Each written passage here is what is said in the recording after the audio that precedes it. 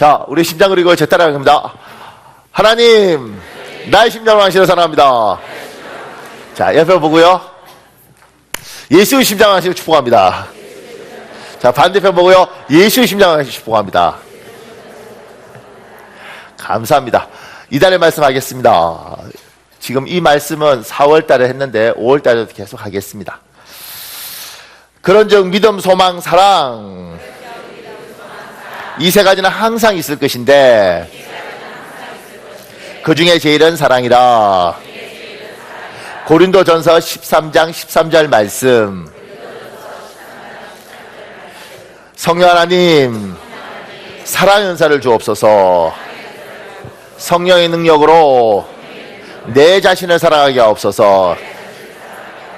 내 아내와 내 남편을 사랑하게 하옵소서. 내 부모와 내 자녀를 사랑하게 하옵소서. 내 교회와 내 하나님을 사랑하게 하옵소서. 예수님 이름으로 기도합니다. 아멘.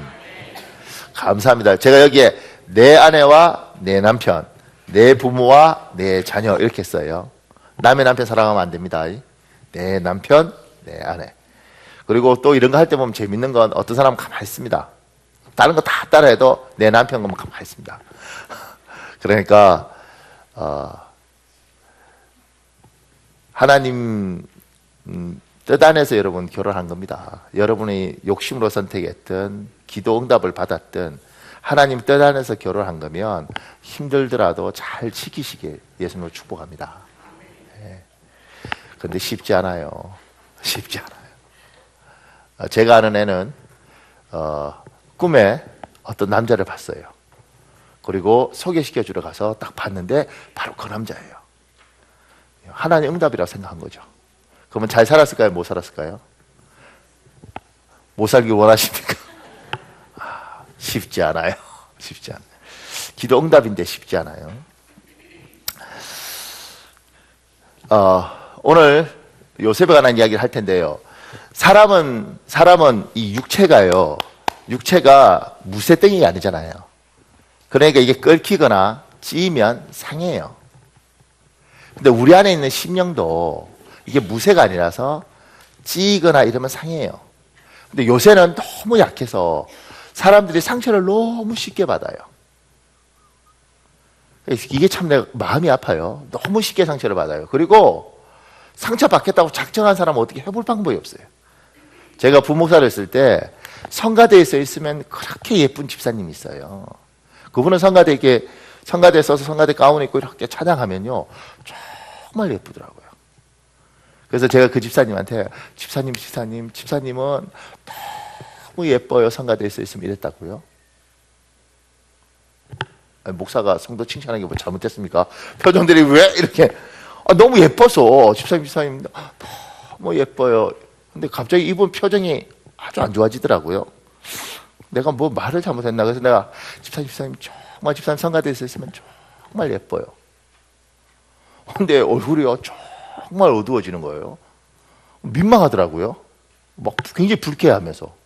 제가 물었죠. 좀 왜 그러냐고. 이분은 그러다. 목사님, 저는 외모 갖고 칭찬하면 상처받아요. 어렸을 때부터 예쁘다는 이야기 늘 들어서, 농담이 아니고 늘 들어서 얼굴 갖고 칭찬하는 건 싫어요, 정말.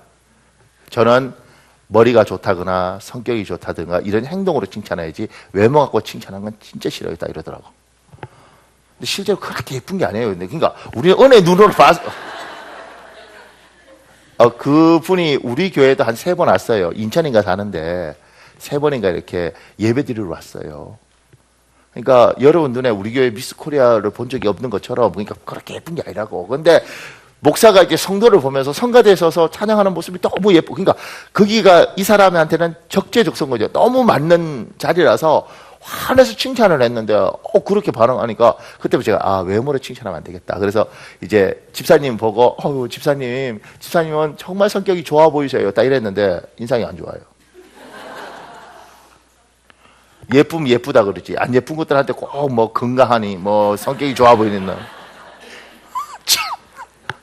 나보고 어떡하라고. 그러니까 이게 우리 교회하고 관계 있는 필리핀에 이종구 선교사가 있거든요. 그 선교사님이 어떤 여자 선교사 이제 혼자 이렇게 그러니까 싱글 선교사 청년인데 40 넘은 그 선교사를 보고 40 넘은 여자 선교사가 한 번씩 히스테리를 부리면 미치거든요. 그런데 목사님 저 선교사님 건드리면 안 돼요. 왜 그러니까 저 선교사님은 창을 들고 있다. 보통은 이게 창이면 이게 창 앞이면 이렇게 들고 있어야 되는데 저 사람은 거꾸로 이렇게 딱 들고 있다가 누가 무슨 말만 하면 확 찌르는데 자기를 이해가세요? 그러니까 누가 무슨 말 하면 알아서 상처를 자기가 알아서 받는 거예요. 그러니까 건드리지를 못하겠어요. 사람이라는 존재가 여기가 무쇠덩어리가 아니니까 이제 어떤 일들이 있으면 상처를 받는데 여러분은 예수님 믿는 사람들이니까 웬만하면 좀 이렇게 그걸 좀 툴툴 틀고 이렇게 별 사소한 말에 막 너무 상처받고 괴로워하고 이러지 않는 복이 있길 예수님을 축복합니다. 그러셔야 됩니다. 그런데 지금 요셉 같은 경우에는 뭐 그렇게 아무리 틀려고 해도 틀 수가 없어요. 왜냐하면 제가 1번에 이렇게 적어놨습니다. 나는 당신들하고 요셉이니 당신들이 애굽의 판자라. 형들이 자기를 팔았어요. 우리 창세기 37장에 있습니다. 37장 26절 28절인데 우리 교도할까요? 창세기 37장 26절에서 28절. 유다가 자기 형제에게 이르되 우리가 우리 동생을 죽이고 그의 피를 덮어둔들 무엇이 유익할까?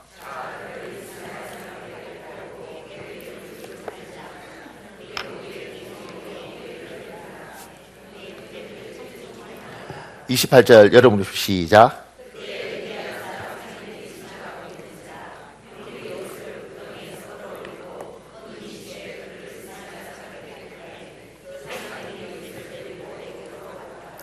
지금 요셉에게 이제 아버지 야곱에게 옛날에 일부 다쳐져 있으니까 야곱에게 부인이 4명이 있었어요. 그래서 총 12명의 형제가 태어났는데 이 요셉은 11번째예요. 근데 형 10명이 작당을 해서 이 동생을 죽이려고 그러다가 죽이려니 차라리 노예로 팔자 해서 노예로 팔았어요. 아무리 강심장도 아무리 긍정적인 마인드를 가진 사람도 내 핏줄이 나를 배신해서 판 거잖아요. 우리나라 6.25 전쟁이 아픈 건 임진왜란이나 뭐 병자호란이나 이런 건 차라리 괜찮아요. 왜냐하면 외국인들이니까. 그런데 나하고 이렇게 연결하면 사돈의 8촌 심지어 형제들끼리 총 갖고 쏴서 죽였으니 6.25 전쟁은 동족 상전은 정말 아픈 거라고요. 그런데 배는 다르지만 한 아버지 밑에서 자란 형들 10명이 요셉이 성경을 읽다 보면 약간 재수가 없어요. 뭐 옷도 좀 특별히 입고 아버지가 편애도 하고 하는 짓도 이렇게 그러고 그러니까 정말 그리고 하는 행동도 이제 이렇게 보면 굉장히 버릇이 없다고요. 이렇게 버릇이 없다 그러면 여러분이 안 와닿잖아요. 강대상에서 항상 고상한 말을 해서 여러분 참 버릇이 없어요. 그렇지만 정확히 말하면 싸가지가 없어요. 막 형들한테 자꾸 이렇게 일러주고. 그러니까 형들이 마음에 쌓여서 그러면 형들이 이게 버릇이 없으니까 한규충이 때리든가 끌고 가서 이 새끼 그러고 때리든가 이렇게. 이거 또 이런 이야기하면 또 상처받는 사람도 있어요. 제가 우리 형들한테 맞았거든요. 제가 우리 애 셋이잖아요. 근데 얘들 4살 4살 차이라니까 하나 19, 그 다음에 하나 15, 하나 11살. 근데 셋째가 인생이 슬퍼요. 왜냐하면 8살 차나게 계신 거예요. 얘가 이제 태권도 배우면서 어느 날 태권도를 배워서 형들을 까겠대. 지금 드디어 품띠가 됐습니다. 일단. 근데 태극 4장을 하는 걸 못 봤는데 내가 분명히 품띠는 태극 1장부터 8장까지 해야 되는 줄 알았는데 4장 이상을 한 적을 본 적이 없어요. 잘 몰라. 요새 품띠들은 좀 이상해요. 그리고 지형들이 이렇게 웃어요. 까봐라 이러면. 그러니까 동생들은 맺힌 게 있어요. 형들한테 싸가지가 없어도 그냥 한기충이 때리고 그냥 그렇게 말하면 될 일인데 노예로 팔아요. 그러니까 이때 요셉 나이가 17이라고요. 이 배신감이 얼마나 컸겠어요. 아무리 좋게 생각하고 뭐 이래도 이 사람은 견딜 수가 없을 거라고요. 팔려가면서 이가 갈리고 절치부심하면서 내가 반드시 복수하리라. 내가 와서 저것들 다 죽여버리라. 이게 정상적인 사람의 반응인 거죠. 형들, 난 형들을 용서합니다. 이러겠냐고. 내가 반드시 돌아와서 정말 죽여버릴 거다. 이렇게 생각했을 거라고요. 왜냐하면 자기가 좀 싸가지도 없고 버릇도 없었어요. 그래도 이건 아니야. 해도 너무해. 그냥 차라리 좀 때리지. 밥을 굶기든가. 그런데 이거는 너무하잖아. 어떻게 친핏줄을 죽이려고 그러다가 노예로 팔아서 그것도 먼 나라에 말도 다르고 행동도 다르고 문화도 다른 그런 나라에 팔아버리냐고요. 여러분이 이렇게 너무 설교를 진지하게 들으면 나 사실 굉장히 놀랍니다. 우리 교회에 와서 이렇게 주일날 서는 분들은 굉장히 놀라운 게 우리 교회는 얼마나 능력이냐면 설교를 하면 할수록 예배당이 점점 채워집니다. 이렇게 12시 20분까지 채워집니다. 중위층 기대해 보세요. 내가 분명히 12시 10분쯤 되는 오면 꼬박꼬박 오는 청년이 있습니다. 제법 와요. 그러니까 눈치 주면 안 돼요. 상처받으니까. 못 버텨갖고 앞을 봐야 돼요. 내가 잘못했지만 이건 아니거든요. 그러면 세상 사람들은 내가 요만큼 했는데 정말 저쪽에서 나에게 복수를 해서 막 내 사업을 다 망가뜨리고 내 인생을 다 망가뜨렸어요. 어떻게 해요? 이 부패한 세상, 이 더러운 세상 내가 불질러 버릴 거야. 내가 용납 안 할 거야. 내가 너 죽고 내 죽는 거야. 이게 정상 아니겠어요? 왜냐면 난 너무 억울해. 내가 한 것에 비해서 대가가 너무 심해. 이건 아니잖아. 이게 지금 우리들이 사는 세상에서 우리가 겪는 거잖아요. 내가 실수를 했어. 그래도 너무 가혹하잖아. 갑질을 해도 정도지 너무 심하잖아. 이렇게 분노하는 거잖아요. 그럼 예수 믿는 우리는요? 우리도 별 수 있나요? 이 세상 사는데. 근데 우리는 항상 어떤 생각을 해야 되냐면 이 세상에 살지만 우리는 예수 믿는 사람들이잖아요. 내가 실수하고 내가 잘못했지만 내가 해야 될 것에 비해서 너무 가혹해. 이건 말도 안 되는 이상한 일이야. 상식을 넘어서는 일이야. 그러면 이거 하나님의 뭐가 있지 않을까? 하나님의 무슨 손길이 있지 않을까? 이렇게 생각해야 되는 거예요. 부패한 세상, 더러운 세상, 뭐 이런 세상이 다 있나 이런 것보다 이건 말도 안 되는 일인데 이게 정상이 아닌데 그러면 이 속에서 뭐가 있지? 이렇게 보는 겁니다. 옛날 우리 선배들이 신앙의 선배들은 인생이 너무 힘들면 너무 고통이 있으면 찬송가 373장 불렀어요. 1절 가사가 이거예요. 고요한 바다로 저 천국 향할 때 주에게 순풍 주시니 참 감사합니다. 좋죠, 가사가. 고요한 바다에 천국 향해서 갈 때 주께서 나에게 순풍을 주셔요. 얼마나 좋겠냐고. 순풍 타고 바다 쫙 천국으로 가는데. 근데 2절은 제가 어떤 장로님이 이걸 부를 때 그 장로님 인생을 제가 알아요. 참 그 마음이, 왜냐하면 자기가 35세 장로 돼서 평생을 주께 충성을 했는데 자기 딸 하나는 시집을 갔는데 교회에 어떠한 수입사 소개로 시집을 갔어요. 시집을 갔는데 이 남자가 남자 구실을 못하는 남자인 거예요. 그래서 마을 회관에 있고, 그러니까 애기가 생길 수가 없잖아요. 그런 걸 안수집사가 소개를 했어요. 딸이 어떻게든 살겠다고 그랬는데 그래도요 여자가 애기가 있어야지. 그래서 이혼을 시키고 이 딸을 다른 남자한테 시집을 보냈는데 이 남자는 애가 또 있는 남자예요. 여기서 어느 날 참 고왔거든요. 어느 날 머리가 백발이 돼 있는 거예요. 제 또래인데. 큰아들은 우유사 바다가 완전히 망하고. 그래서 제가 이렇게 평생을 충성한 장로인데 그 삶이 참 자식이 뭐 고달프더라고요. 근데 그분이 2절을 그렇게 불렀어요. 큰 물결이 일어나 나 쉬지 못하다 이 풍랑으로 인하여 더 빨리 갑니다. 참 가사를 어떻게 있게 만들겠다. 큰 물결이 나서 배 타고 가니까요, 배가 침몰될까 쉬지 못하는 거죠. 정신이 없는 거죠. 그런데 이 풍랑으로 인해서 내가 더 빨리 가는 말도 안 되는 일이 우리는 하나님을 믿는 우리는 이 땅에 살면서 우리 부족해요. 그러니까 실수하죠. 우리가 잘못할 수 있죠. 근데 이건 말도 안 되는 거야. 이건 있을 수가 없는 거야. 이거 어떻게 이런 일이 있지? 세상 사람은 이 더러운 세상 같이 불지르고 나 죽어버릴 거야. 이렇게 말을 할 때 우리는 큰 물결 일어나 나 쉬지 못하나 이 풍랑이 인하여서 더 빨리 갈 겁니다. 하나님, 여기에 하나님의 뜻이 있는 줄 믿습니다. 하나님의 분명히 무엇인가 뜻이 있을 줄 믿습니다. 왜냐하면 하나님이 허락하지 않으면 머리털어 하나도 휘어지거나 검어지지 않는다고 그랬는데, 참새 2마리도 아사리온에 안 팔린다고 그랬는데 주님 분명히 주의 뜻이 있습니다. 이렇게 우리는 믿는 거죠.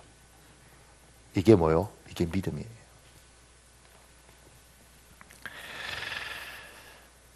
제가 2번에 기도했습니다. 하나님의 큰 구원으로 당신들의 생명을 보존하고 당신들의 후손을 세상에 두시려고 나를 당신들보다 먼저 보내셨나니 그런즉 나를 이리로 보낸 이는 당신들이 아니요 하나님이시라. 이 세상이 정말 부패한데 그 부패한 세상에, 이 썩은 세상에서도 하나님의 손길이 있다는 거예요. 동전의 앞면과 뒷면이 있는 것처럼 하나님의 손길이 이 부패한 세상의 그 뒷면에서 하나님은 끊임없이 일을 하고 있다는 거예요. 그러면서 우리가 뭘 믿느냐면 내 인생이 내 뜻대로 되겠다고 믿는 사람들은 애기예요. 내 인생이 내 뜻대로 되지 않고 말도 되지 않는 일이지만 주께서 그 거대한 손길로 내 인생을 인도해 가고 있다. 이걸 믿고 사는 사람들이 예수 믿는 사람이에요. 교회 와서 하나님 계시네? 끝! 이게 아니라 살아계신 하나님이 저 거대한 손길이 말도 되지 않는 상황이 일어나더라도 그걸 용납하시면서도 분명히 저분이 이유가 있고 내 인생에 관여하시고 내 인생을 인도해 가신다. 이걸 붙들고 사는 사람이 뭐예요? 하나님의 사람들입니다. 여러분 이 믿음 붙으시길 예수님으로 축복합니다. 우리 잠언 16장 9절에 있습니다. 같이 읽겠습니다. 시작. 사람이 마음으로 자기의 길을 계획할지라도 그의 걸음을 인도하시는 이는 여호와시니라. 어찌 우리가 여기 앉아 있을까? 분명히 우리가 마음으로 우리의 길을 계획할지라도 그 걸음을 인도하시는 이는 하나님이시다. 우리 잠언 19장 21절에 있습니다. 여러분 읽으십시오. 시작.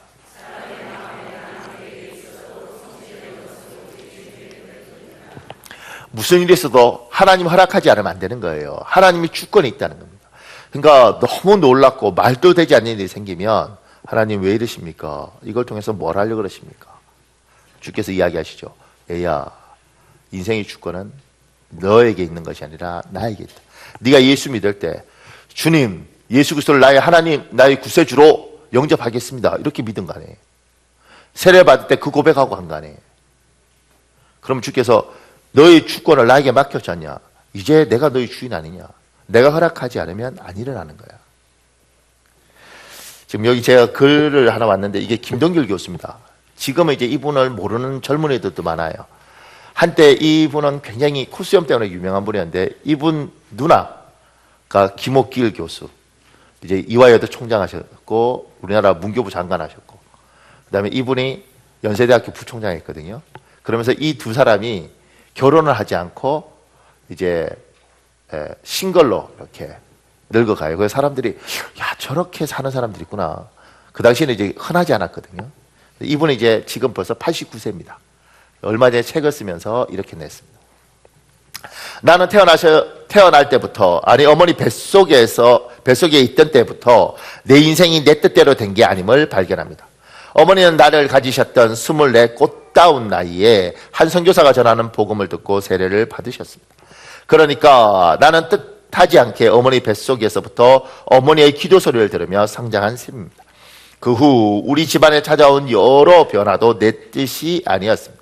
아버지가 광산에 손을 대시면서부터 걷잡을 수 없이 기울었던 가세하며 그 때문에 어머니 홀로 우리들 손목을 잡고 평양으로 나오셔서 온갖 고생을 해야 했던 일들도 내 뜻과는 다르게 펼쳐졌던 게 틀림없습니다. 그러나 그때 내가 놀랐던 것은 그토록 고생하시는 어머니의 얼굴에 기쁨의 빛이 항상 있었다는 겁니다.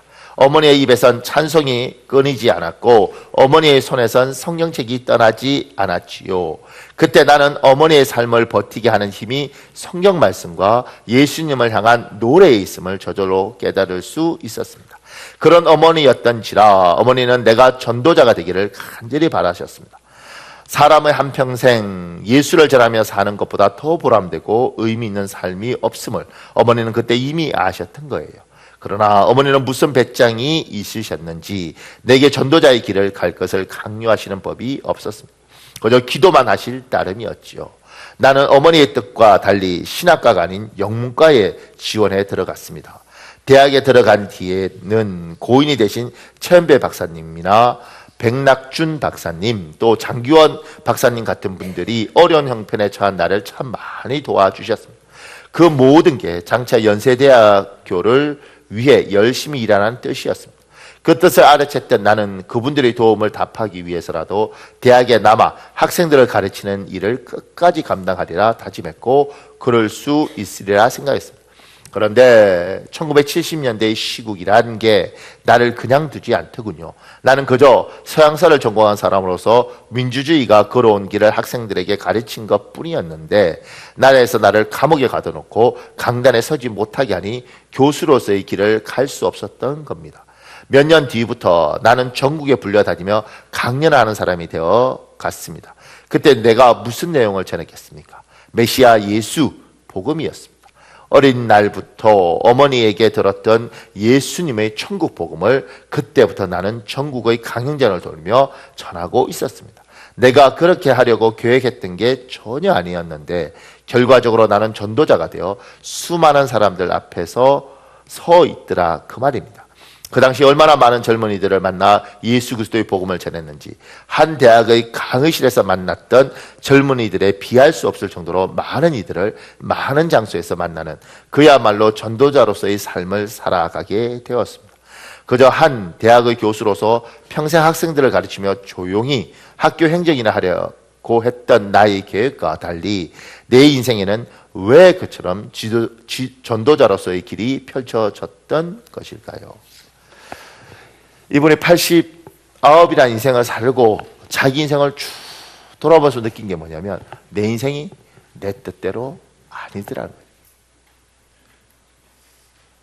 내 인생이 내가 결정하고 내가 선택하고 내가 산다고요. 똑똑한 사람도 그렇게 말을 해요. 잘난 사람들이 그렇게 말을 해요. 의지가 강한 사람들이 그렇게 말해요. 진짜 똑똑하면 압니다. 이분 한국의 석학 중에 하나잖아요. 일반 철학에서 김동규 교수는 굉장한 사람이었지 않습니까? 그 사람이 89세 이야기하는 거예요. 내 인생 내 거 아니더라. 내가 원하는 게 아니라 무엇인가 거대한 손이 나를 이끌어서 이렇게 살게 하더라. 하나님의 손길이 여러분에게 여러분 뒤에서 끊임없이 일하고 있음을 아십니까? 인정하십니까? 특히 모태신앙들, 그 부모가 하나님 앞에 뱃속에서부터 기도했던 사람들, 하나님을 떠나서 도망가고 싶고 하나님 버리고 싶고 하나님하고 상관없는 길을 가고 싶어도 하나님이 못 가도록 끊임없이 붙잡고 그리고 인도하셔서 결국은 하나님 앞에 무릎 꿇리도록 하는 그 인생 살아본 사람들은 알지 않습니까? 주님께서 그냥 나타나서 제가 아는 장로님은요, 담배 못 끊어서 기도를 가서 하나님 담배 끊게 해주세요. 그러니까 이 백장로님이거든요. 이분이 주님, 그래서 기도원 가서 그날 또 못 참고 바깥에 가서 한 대 빼고 이러고 있는데 못 끊는 거예요. 어떻게 하겠어요? 자기가 못 끊는데 의지가 안 되는데. 근데 그분이 그런 거예요. 기도 막 하다가 눈을 떴는데 그 정말 산만한 천사가 있더라는 거예요. 천사는 난 다 곱고 예쁜 줄 알았는데 정말 무서운 천사가, 도깨비 방망이 같은 이런 도끼 같은 거 들고 자기 머리 위에서 안 끊으면 찍어버린다 이래서 끊겠습니다 해서 끊었어요. 싫어하니까 빛나게 지금 있다니까요. 그러니까 이거 누가 그러니까 그분이 자기 이야기를 하니까 그 원래 이거 하고 이거 대단했거든요. 제가 청년 때만 해도 그분 장어집에 가면 뭐 이렇게 뭐 장어 구워서 이렇게 시장에서 이렇게 하실 때 이렇게 했어요. 그런데 하나님께서 그 순간, 그러니까 하나님께서 우리한테 나타나서 믿어 안 믿어 슉 찍어버린다 이렇게 하면 얼마나 좋겠냐고. 다 왔을 거 아니에요. 그 저도 이제 누가 예배 빠지고 이러면 뭐 기도하면서 주여 도로 이러기 아니고 전화해서 찍어버릴 거다 이렇게. 얼마나 좋겠어. 2번 빠졌으니까 조만간 찍힐 거야. 뭐 이거 아우 그랬으면 좋겠다. 그런데 어떻게 하겠냐? 하나님은 그렇게 하는 게 아니고 우리의 인격을 존중하시면서 끊임없이 우리가 뻘짓하고 이럴 때 기다리시고, 우리가 완전히 떠나갈 것 같으면 그 손길이 와서 탁 잡으시고, 그렇게 해서 결국 하나님 벗어나지 못하도 평생을 끌고 오는 거 아니에요. 그래서 우리에게 요구하시죠. 애야, 너의 의지를 가지고 스스로 순종을 해라 좀. 우리가 잘못된 신앙은 이거예요. 내가 무슨 짓을 하든지 하나님이 알아서 하시겠지. 하나님 우리에게 의지를 주셨어요. 우리 로봇가 아니에요. 우리 알파고가 아니에요. 우리 보고 생각을 해라. 판단을 해라. 네가 결정을 해라. 그런데 너의 인생의 주권은 나에게 있고, 내가 너의 의지를 허락을 했는데 네가 나를 떠나는 부분에 대해서는 내가 절대 허락하지 않는다. 너 스스로 선택을 해라. 나에게 올지 떠날지. 그래서 주께서 말하지 않고 우리가 선택할 때까지 기다리시면서 옆에서 끊임없이 가요. 우리의 평생을 뭐요? 이렇게 이끌어가는 거예요.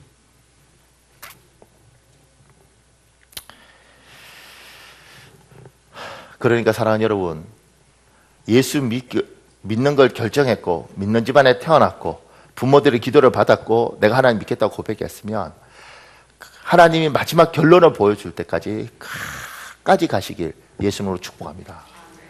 제가 한 말이지만 참 좋은 말입니다. 가다 말면 고생만 남고 끝까지 가면 간증이 납니다. 명언인데 받아 적는 사람도 없고, 가다 말면 고생이 남고 끝까지 가면 간증이 납니다. 근데 우리 남무원 목사님이 참 훌륭해요. 뭐라고 하냐면 이게 좀 부드럽잖아요. 가다 말면 고생만 남고 끝까지 가면. 근데 저분이 가다 말면 꽝이다 이렇게 끝까지 가면. 그래서 중간에 그만두니까 중꽝 끝간 이랬는데요. 참 와닿더라고. 저렇게 해서 스승 거 뺏겨서 지가 써먹는구나. 그래서 끝까지 가면 간증이 남고 가다 말면 뭐요? 꽝인 거예요. 힘들게 왔잖아요. 예수 믿고 10년 15년 어렵게 왔잖아요. 억울해서라도 끝까지 믿어야지. 결판을 봐야 되지 않겠어요? 지금 요셉은 형들한테 좀 밉보였다고, 고자질 좀 했다고 형들이 팔았어요. 무슨 말도 되지 않는 이야. 그리고 감옥에 들어갔어요. 감옥이래. 노예로 팔렸어요. 노예로 팔려서 이때 17살이거든요. 17살부터 정말 고생을 해요. 그때 진짜 고생하면 뭐예요? 우리나라는 개자라서 붙이잖아. 개고생을 해요. 욕이 아니에요, 이게. 개고생을 해서 정말 언제까지 고생하냐면 이 사람이 아마 지금 형들을 만날 때 나이가 38이나 39쯤 됐을 거예요. 20년을 죽도록 고생을 해요. 그리고 뭐라고 이야기하느냐면 제가 3번에 이렇게 적어놨습니다. 하나님이 나를 바로에게 아버지로 삼으시고 그 온 집의 주로 삼으시며 애굽 온 땅의 통치자로 삼으셨나이다. 하나님이 자기를, 하나님의 사람을 까지 데리고 가서 통치자로, 그 다음에 바로의 아버지로 삼아요. 그리고 왜 이렇게 삼느냐면 내가 너를 통해서 너희 가족들을 다 구원하겠다는 거예요. 지금 기근으로 너희 가족이 다 죽게 생겼는데 내가 너를 통해서 다 구원하겠다. 그걸 위해서 세운 거예요. 그러니까 하나님께서 17살 팔릴 때부터 계획을 쭉 잡아서 39에 형들을 만났을 때 주께서 우리 가족 살리려고 이렇게 하셨구나. 20년의 정말 밑바닥을 팍팍 끼는 인생이 이제 깨달아지는 거야. 이거였구나.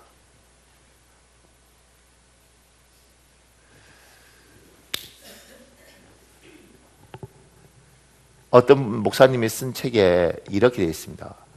기독교는 끝이 좋은 종교다. 다시요. 어떤 목사님이 쓴 책에 이렇게 되어 있습니다. 기독교는 끝이 좋은 종교다. 제가요, 그 글을 읽으면서 너무 고맙더라고요. 그 목사님. 그래요. 맞아요. 우리 기독교는 끝이 좋은 종교예요. 죽으면 천국 가고 살아있으면 마지막까지 하나님께서 결정을 보기 위해서 끊임없이 우리를 이끌어가는, 기독교는 끝이 좋은 종교입니다. 요셉에게 하나님이 이 긴 고생을 하고 요셉이 돌아서 딱 보니까 이해가 다 가요. 하나님이 우리 가족이 굶어 죽을 수밖에 없는데 나를 통해서 여기에 세우셨구나. 나를 통해서 우리 가족을 다 구원하고 이 주위에 있는 나라들 다 구원하기 위해서 하나님 이렇게 하셨구나. 하나님, 이게 형들이 나를 팔았지만 이 형들을 통해서 하나님이 뒤에서 다 일하셨구나. 이들의 나쁜 짓을 용납하면서 하나님이 자기 일을 하셨구나. 이걸 누가 알아요? 요셉이 아는 거예요. 그러면서 뭐요? 형들 원망하지 마십시오. 당신들이 날 판 게 아니라 하나님이 하신 겁니다. 이렇게 이야기를 해요. 우리는 끝에 가보면 압니다. 하나님이 왜 이렇게 하셨는지. 그 끝이 오기 전까지는 어떻게 해요? 끝까지 인내하면서 가는 복의 길 예수님으로 축복합니다. 끝까지 가야 됩니다. 끝까지. 어떤 분이 그러더라고요. 어차피 이렇게 될 거면 진짜 이야기를 좀 해주지. 이야기해주면 요셉이 어땠을까요? 요셉아, 17살에 네가 너희 형들이 10명이 작당해서 너를 죽이려고 그러다가 노예로 팔 거다. 그러면 너가 이집트 보디발 집에 팔려가서 거기서 네가 정말 밑바닥부터 시작해서 일을 배우는데 그렇게 열심히 배우면 보디발 마누라가 너보고 놀자 그래서 네가 안 놀아주니까 너를 모함시켜서 감옥에 쳐넣을 거다. 네가 감옥 밑바닥에서 죄수들한테 정말 고생하면서 수용당하고 고생해서 밑바닥에서 이렇게 하다가 나중에 술 맡은 관원장, 떡 굽는 관원장들한테 이렇게 꿈풀이를 해줬는데 술 맡은 관원장이 풀려나면서 너를 까먹어버릴 거다. 이거 다 알고 그렇게 해서 네가 개고생하다가 나중에 30살에 총리가 되고 총리가 돼서 그리고 9년 후쯤에 네 형들을 만날 거다. 그래서 도합 20년 동안 너는 뼈가 바싸지도록 고생할 거야. 그리고 하나님이 축복할 거다. 그러면 여러분 어떻게 해요? 할렐루야, 주여 20년 동안 죽도록 고생하고 내가 복을 한번 받아보겠습니다. 아멘? 안 하죠. 사람은요, 고생의 이 길을 알면 못 가요. 가겠어요? 자, 부부들끼리. 내가 이 남자하고 살아서 이 고생하고 살 줄 알았으면 결혼했겠어요, 그때? 엄마 반대, 아버지 반대, 이거 막 목숨 걸면서 약 먹어서 난 약 먹고 막 죽을 거야 이러면서 이 남자하고 살아야 돼. 그렇게 결혼했겠냐고. 알면 못 가요. 인간은 알면 잘할 것 같은데 알면은 못 갑니다. 이 험한 길을 어떻게 가? 그러니까 주님께서 이렇게 이야기하는 거죠. 얘야, 내가 너 축복할게. 얘야, 내가 너 사랑한다. 축복하고 사랑한다니까 가는 거예요.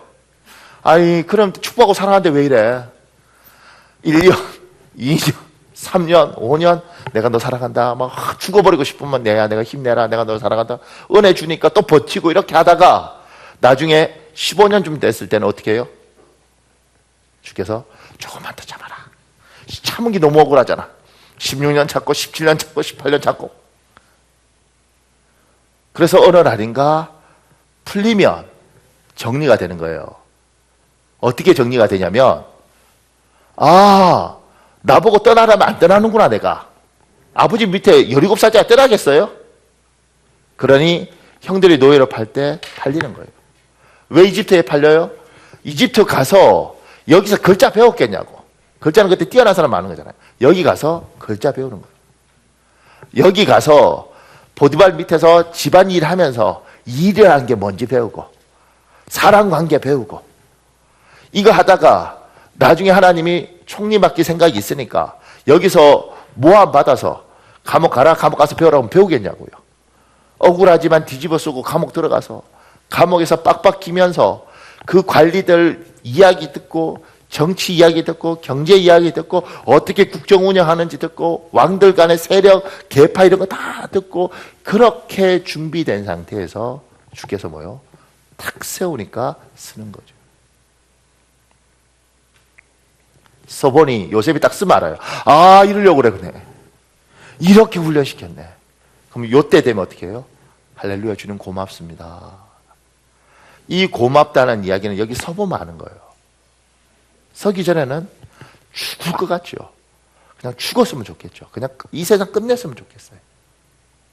근데 하나님의 사람이 하나님 요구하는 거예요. 까지 가라. 까지 가라. 그래서 하나님의 성령을 받으면 하나님의 성령의 열매 중에 뭐가 있냐면 인내가 있는 거예요. 까지 가는 거.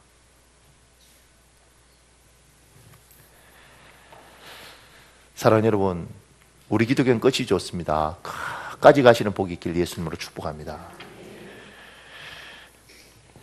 오늘 내가 설교하면서 재밌겠다 이렇게 생각했는데 분위기가요 잡잡한 게 이게 다 자기들 이야기로 들어서 그러나 주여 내가 지금 요셉처럼 개고생을 하고 있어. 이렇게 들어서 그러나 하나님이 자기 사람들을 끝까지 가면서 결국 어떻게 만드냐면 요셉처럼 만들려고 그래요. 그러니까 우리 창세기 12장 1절 2절에 있습니다. 제가 1절 읽을 테니까 여러분 2절 읽으십시오. 여호와께서 아브라함에게 이르시되 너는 너의 고향과 친척과 아비의 집을 떠나 내가 내게 보여줄 땅으로 가라.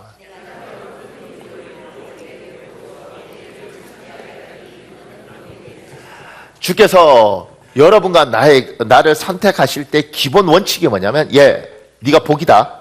네가 복이야. 공동번역에는 더 설명이 쉬워요. 나는 너를 큰 민족이 되게 하리라. 너에게 복을 주어 내 이름을 떨치게 하리라. 내 이름은 남에게 복을 끼쳐주는 이름이 될 것이다. 얘야 너를 통해서 네가 복이고 너를 통해서 복이 흘러가는 거야. 너희 집안에 너 하나 믿으면 너 하나 통해서 복이 흘러가는 거야. 너희 회사에서 너 하나 믿으면 너를 통해서 복이 흘러가는 거야. 얘야 그러려고 내가 너를 선택한 거야. 그러려고 내가 너를 부른 거야. 예레미야 29장 11절 제가 읽어드릴게요. 너희를 위한 나의 계획은 내가 알고 있다. 그것은 너에게 재앙을 주려는 것이 아니라 번영을 주고 너에게 미래와 희망을 주려는 계획이다. 공동문 여러분 읽을래요? 시작.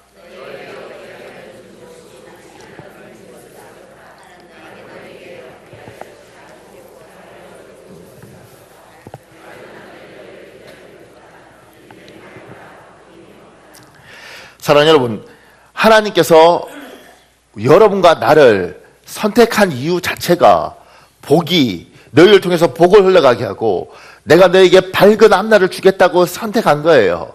그 선택한 하나님의 사람, 하나님이 선택한 이 사람에게 내가 상상도 못하고 내가 이해도 되지 않고 내가 좀 부족하지만 왜 나한테 이래? 이런 일이 생겼을 때 세상 사람들은 이 더러운 세상, 이 갑질하는 세상 내가 니들 죽이고 나도 죽는 거야. 이렇게 이야기할 때 우리가 인내하는 이유는 하나님이 이 세상 사람들이 뭐든지 간에 동전의 앞 뒷면에 있는 것처럼 뒷면에 하나님의 손길이 움직이고 있는 거예요. 그러니 분명히 하나님이 이 말도 되지 않는 일들을 통해서 나에게 이 풍랑 인해서 내가 더 빨리 갈 것이다. 이걸 통해서 뭘 할 것이다. 이걸 우리가 붙들고 사는 거지. 이건 뭐예요? 이건 믿음이라고. 이걸 붙들고 아무리 힘들어도 끝까지 가는 거예요. 언제까지요? 주께서 요셉에게 형들 위에 세우면서 하나님의 영광을 보여주는 그날까지 하나님의 사람들은 버텨야 되는 거예요. 그런데 그 버티는 동안 난 그냥 버틸래. 이게 아니고요. 제가 여기 이렇게 적어놨습니다.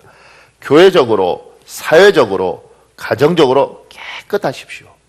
비난받을 일을 하지 마십시오.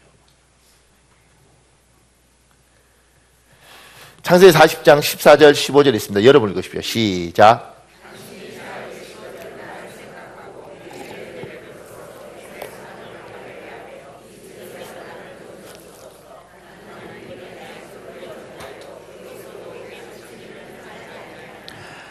요셉은 깨끗했습니다. 이게 뭐냐면 하나님께서 이 사람을 이끌어서 복을 주려고 그래요.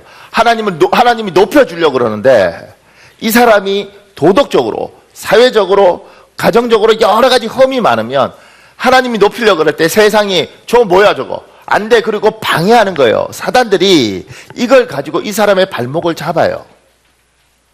여러분에게 하나님이 복을 주려고 작정하고 여러분을 통해서 하나님이 일을 하려고 그러면 여러분이 가지고 있어야 될 생각은 뭐냐면 반드시 주께서 나를 복을 주시고 나의 길을 여실 거면 나는 교회적으로, 사회적으로, 가정적으로, 도덕적으로 사람들의 손가락질과 비난을 받지 않기 위해서 자기 관리를 잘해야지 하나님이 주시는 복을 뭐요? 받아 누리는 거예요. 제가 옛날에 검찰총장 청문회 하는 거 보고 제가 놀랐어요. 뭘 놀랐냐면 조순영 의원인가요? 그분이 검찰총장 청문회 하면서 그 후보한테 이렇게 말하더라고요. 그 사람 낙마했거든요, 결국. 당신이 검찰총장이 될 생각이 있었으면 자기 관리를 어떻게 이렇게 할 수 있느냐는 거죠. 어떻게 이렇게 말도 되지 않는 짓들을 해놓고 당신이 검찰총장이 될 거라고 생각해요. 한 번이라도 당신이 검찰총장을 꿈꿨으면 자기 관리 이렇게 하지 않았다는 거예요. 여러분과 내가 하나님의 복을 받을 사람이고 하나님이 우리에게 길을 열어줄 사람이라면 우리가 우리 관리를 잘하는 이유는 뭐냐면 하나님이 나를 세울 때, 하나님이 나를 높일 때 사람들이 정말 높여주는구나, 정말 저게 받을 복이 있구나, 저 사람이 재수는 없음에도 불구하고 함부로 말 못하겠다. 왜냐하면 성실히 살았고 흠잡을 데가 없기 때문에 그렇게 되는 거예요. 완벽한 인간이 되라는 게 아니라 하나님의 복을 받은 사람은 복을 받기 위해서 자기 관리를 잘하라는 겁니다. 이게 되지 않으면 하나님의 복을 사단들이 이걸 가지고 못갖도록 끊임없이 공격하고 그 자리를 유지 못하도록 만들어요. 하나님이 안 주는 게 아니에요. 하나님이 주세요. 그러니 아무쪼록 가정적인 것들, 교회적인 것들, 사회적인 것들을 잘 관리하는 복이 있길 예수님으로 축복합니다. 나도 이건 어떻게 해야 될지 잘 모르겠어요. 왜냐하면 저는 회사 생활을 거의 안 해봐서 회사에서 어떻게 해서 하는 것이 바람직한지 잘 모르겠어요. 가정적인 것도 내가 해보니까요, 너무 힘들어요. 어떤 중소기업 사장님이 사원 50명 둔 사장님이 그렇게 이야기하시더라고요. 이 50명 중에 진짜 별 인간이 다 있는데 이 인간들 다루는 게 마누라 하나보다 훨씬 쉽대요. 이해가 안 가십니까? 이 50명은, 회사 이 50명 어떻게든 다룰 수 있는데 이놈의 마누라는 이게 대책이 안 되는 거예요. 그런데 하나님이 여러분을 높여주려면 가장들은 집안을 잘 다스리는 능력이 있어야 됩니다. 그래서 장로의 가장 우선 건 중에 하나는 믿음이 충만한 것보다는 가정을 잘 다스리는 사람이어야 되는 거예요. 자기 집도 못 다스리면서 뭔 교회를 어떻게 다스려요? 집안도 엉망진창인데 어떻게 나라를 통치하겠어요? 물론 나가 이 말할 자격이 없다고 나도 생각합니다. 괴롭어요. 나도 괴로워요. 그런데 하나님이 그걸 요구하는 거예요. 네가 복을 받고 싶으냐? 네가 높아지길 원하냐? 그렇다면 너의 가정을 잘 관리해라. 고승덕, 네. 있잖아요. 서울시 교육감으로 나오셨던 분. 모든 사람이 저 사람이면 고시 3관왕. 그 천재가 많은 사람들이 저 사람이 될 거라고 생각했는데 미국에서 딸아이 편지 한 장에 사람이 등을 다 돌렸어요. 우리 가정도 안 돌본 아버지가 어떻게 교육감을 하실 수 있습니까? 그 말에 막바로 낭만 거예요. 하나님이 복을 주고 싶어도 하나님이 그걸 위해서 끊임없이 이끌어갈 때 여러분이 해야 될 일이 있습니다. 자기 관리를 잘 하십시오. 잘 하십시오. 제가 두 번째 얘기 해봤습니다. 성령 하나님은 우리의 길을 인도하십니다. 순종하십시오. 불순종은 시간과 에너지를 너무 시간과 에너지와 너무 많은 것을 낭비하는 행위입니다. 우리 사무엘상 15장 22절 23절 있습니다. 22절 제가 읽고 23절 여러분 읽겠습니다. 여호와께서 번제와 그 밖의 제사를 드리는 것을 순종하는 것보다 더 좋아하시겠소. 순종하는 것이 제사보다 낫고 여호와의 말씀을 듣는 것이 수양의 기름보다 더 나은 것이요.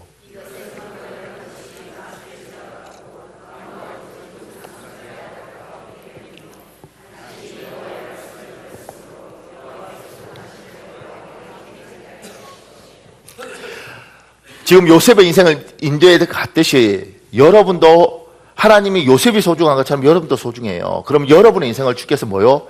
이 통치자의 자리, 총리의 자리까지 인도했던 것처럼 하나님 인도해 가고 있다고요. 그런데 하나님이 내가 팔, 다리 다 목 졸라서 그냥 끌고 갈 거야. 우리 주님은 이러지 않아요. 주님은 항상 내가 문 밖에 서서 두드리노니 이렇게 이야기하시더라고요. 조금 전처럼 천사가 와서 담배 안 끊으면 너 찍어버려. 이렇게 하면 돼. 안 끊으면 찍어버릴까 안 찍어버릴까요? 담배 안 끊었다가 천사한테 찍혀 죽은 사람 이야기 들어봤어요? 없어요. 제가 참 마음 아픈 이야기 하나 들었는데 하나님이 그분에게 목사가 되길 원하셨어요. 근데 이분이 아버지가 너무 훌륭한 목사님이라서 그리고 아버지가 고문당하고 그러면서 신앙을 지켰던 것이 너무 어린 날에 부담이 돼서 이분은 목사가 안 되려고 거부를 해요. 그런데 그 부인이 좀 문제가 있는데 이 부인이 잠자고 있을 때 하늘에 천사가 내려와요. 그리고 그 천사가 거대한 칼을 들고 네 남편을 목사 만들어라. 그렇지 않으면 내가 너희를 죽이겠다 이랬다고. 그런데 그 부인이 순종하지 않아요. 그럼에도 불구하고 안 죽었어요. 나중에 돈 많이 갖고 계시다가 죽으셨어요. 근데 그 사위를 내가 아는데 그 사위가 그렇게 말하는 거야. 우리 장모 이랬다. 정말 강팍한 사람인 거죠. 근데 그 아버지 인생, 그러니까 남편의 인생이 참 이 땅에서 한 번도 제대로 변변한 사람 구실을 못하다 갔어요. 목사가 됐으면 정말 훌륭했을 사람인데, 그리고 놀라운 건 그 자식 4명이 다 목회자가 됐는데 굉장히 유명해요. 하나님이 죽이겠다 그러더라도 그렇게 안 하더라고요. 차라리 그냥 그렇게 해버렸으면 좋겠어. 주께서 집사님 말 안 들으면 하나님이 집사님 보고 정신이 안 차리면 머리를 쪼개신답니다. 그럼 쪼개버렸으면 좋겠어. 간단하잖아. 봤지요? 쪼개진 거. 그래서 어떤 분이 그랬어요. 예수 딱 믿는 순간 주께서 여기 십자가를 다 하나씩 이렇게 꼽아줘서 눈에 보이도록.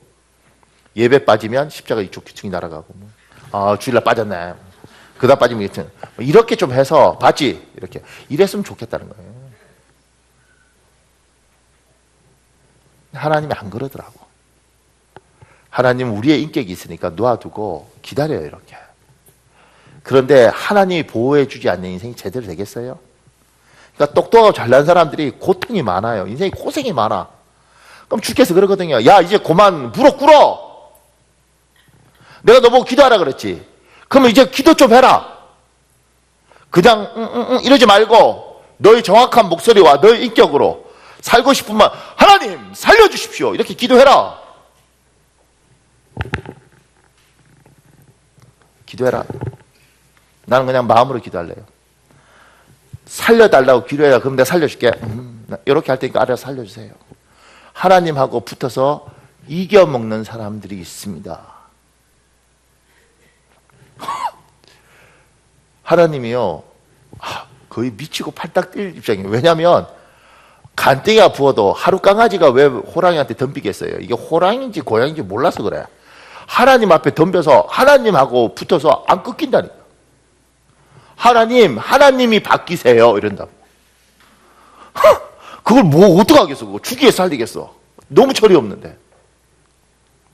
하나님이 애야 그만하고 이제 꺾여라.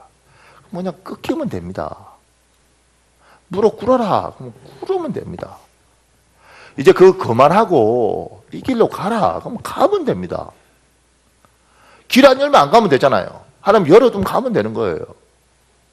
근데 버틴다고. 하나님 싫어요. 난 이거 적성이 안 맞아요. 난 이거 안 해요. 이렇게. 하나님이 그걸 꺾는데 어떻게 꺾냐면 나타나서 하나님 뭐가 답답해서 딱 나타나서 이 자식! 이렇게 하냐고. 인격을 주셨잖아요. 우리 하나님은. 생각하게 하시고 고민하게 하세요. 내가 이렇게 살아보니까 이거 아니야. 내가 이렇게 사니까 마누라도 힘들어 죽고 애들도 힘들어 죽고 내 인생도 힘들어요. 잠시 쾌감은 있는데 이건 아니야. 그걸 하루 경험하고 이틀 경험하고 1년 경험하고 2년 경험했으면 손 놔야지. 여보 미안해요. 왜 이렇게 내가 홍보를 하는지. 근데 왜 다른 건 다 괜찮은 사람들이 하나님과의 관계에서는 그렇게 고집을 피우냐고. 이렇게.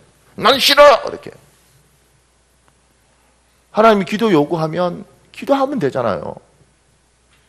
하나님이 이제는 예배해라. 그럼 예배하면 되잖아요. 왜 안 하냐고. 그게 뭐가 어렵다고. 딴 건 다 하잖아요.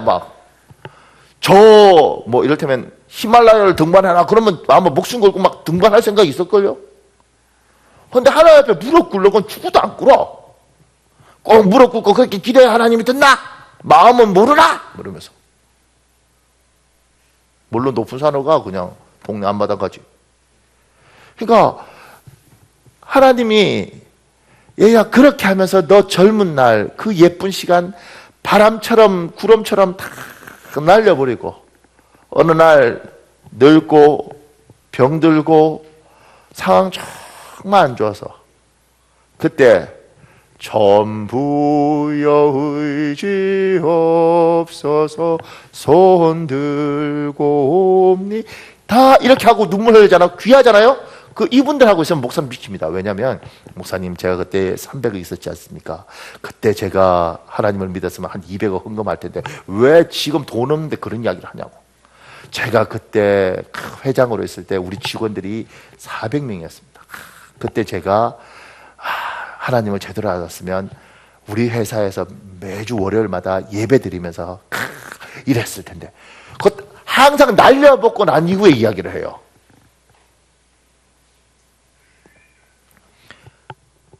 시간 날리고 돈 날리고 아버지 시간 날리고 돈 날리고 그리고 너무 많은 걸 허비하고 난 후에 무릎 꿇으면 너무 아깝다고. 하나님이 무릎 꿇어라. 부르짖어 기도해라. 이제 나 붙들고 살아라. 네 계획대로 하지 말고 내가 원하는 대로 이끌어와라. 그리고 하나님이 인도하시는 대로 따라가는 인생 사시는 복이 있기를 예수님으로 축복합니다. 정말요. 하나님이 내가 우리 교인들 이렇게 생각하면 참 머리가 많이 복잡해요. 왜냐하면 하나님 참 복 준 사람들도 많고 연단 받는 사람도 많아요. 그런데 주님께서 요구하는 사항이 있는데 그냥 순종하면 분명히 풀어줄 거라고. 왜냐하면 전능하신 하나님께 못할 일이 뭐 있겠어요. 꼬인 걸 풀어줄 텐데 안 한다고. 꼭 그렇게 해야 돼요? 네.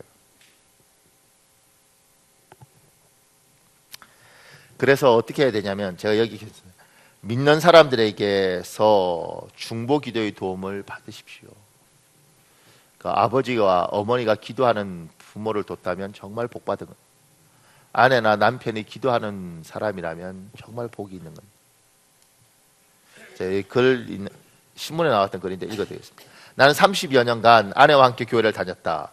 그럼에도 은혜를 받았다거나 성령이 충만하다는 말이 무슨 의미인지 몰랐다. 체험을 해본 적이 없었다. 내가 교회에 간 이유는 아주 단순했다. 한 주라도 교회에 나가지 않으면 아내가 일주일간 계속 불편했다. 집에서 자나 교회에서 자나 마찬가지란 생각으로 나갔다. 어쩌면 절실하게 기도할 일이 없었기 때문인지도 모르겠다. 그가 모든 일이 잘 풀린 게 다 내 능력이라고 착각하며 30년을 살았다. 11조도 계속했지만 믿음이 산 게 아니었다. 아내가 좋아하니까 아깝지 않았을 뿐이다. 아내는 그 오랜 기간 동안 어떻게 믿음이 안 생길 수 있느냐며 나를 딱하게 여기곤 했다.